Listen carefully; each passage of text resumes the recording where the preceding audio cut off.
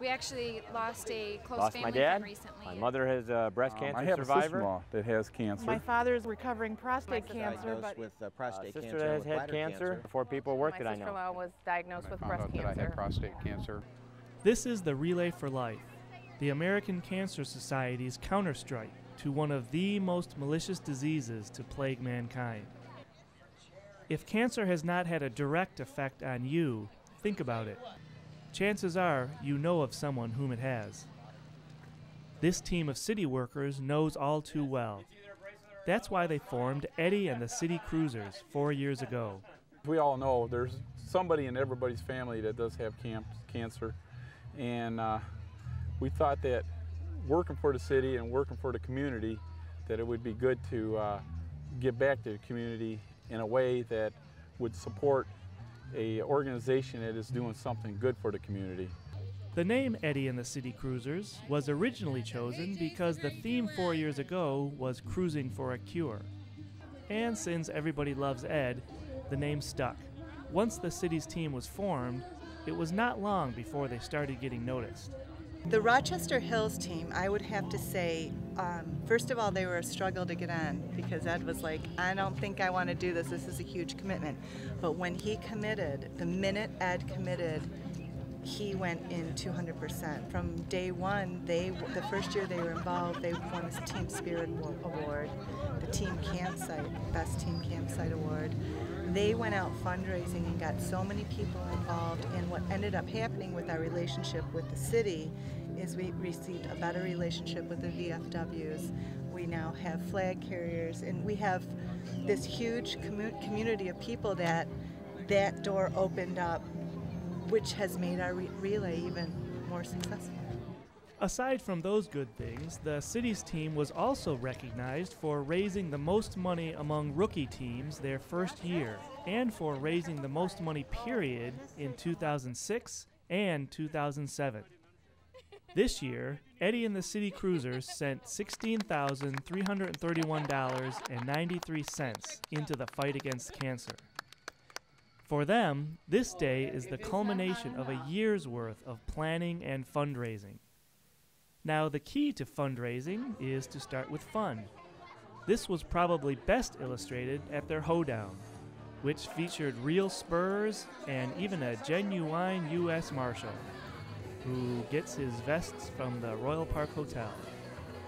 From skate parties under the lights to a flower sale that brightened up City Hall, each event had something unique to offer. The Relay for Life is a fun event. It is at times very serious and emotional, but overall it has a celebratory feel. Being a 24-hour event, everyone has a campsite, and between scheduled activities, they play catch, barbecue, play music, or just hang out. Since it is a relay, teams are to have a walker on the track at all times, even through the night. We have a lot of fun out here. We end up chasing around with the Sheriff's Department or some of the other groups that are out here, and we just have a blast all through the night. Cancer made me reevaluate my life's accomplishments. It is easier to see that joy can be in all things. So while cancer is something I never would have asked for, wanted, or planned, the theme of this year's Relay for Life was Remember, Celebrate, Fight Back. It is this last element that takes us down into the trenches in our collective battle against cancer.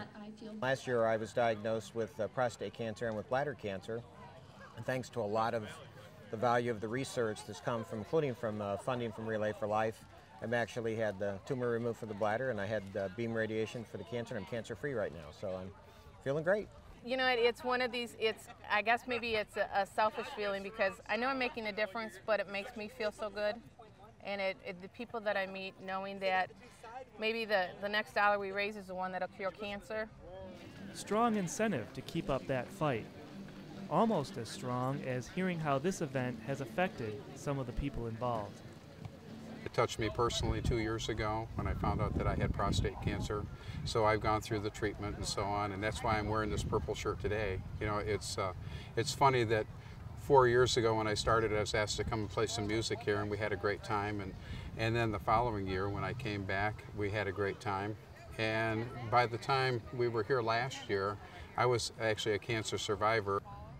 A year ago, I walked around the track during the luminary kind of part with the candles and the bags, and I saw my name on bags out there. You talk about you know, being touched. It really does touch you. The bags he referred to are those that line the track here at Hart Middle School.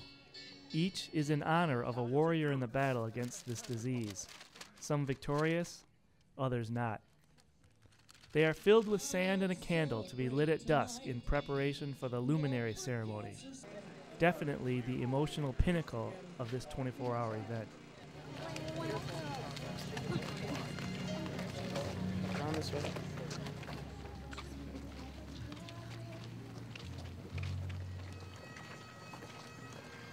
Everyone walks in silence, holding a candle, holding a loved one.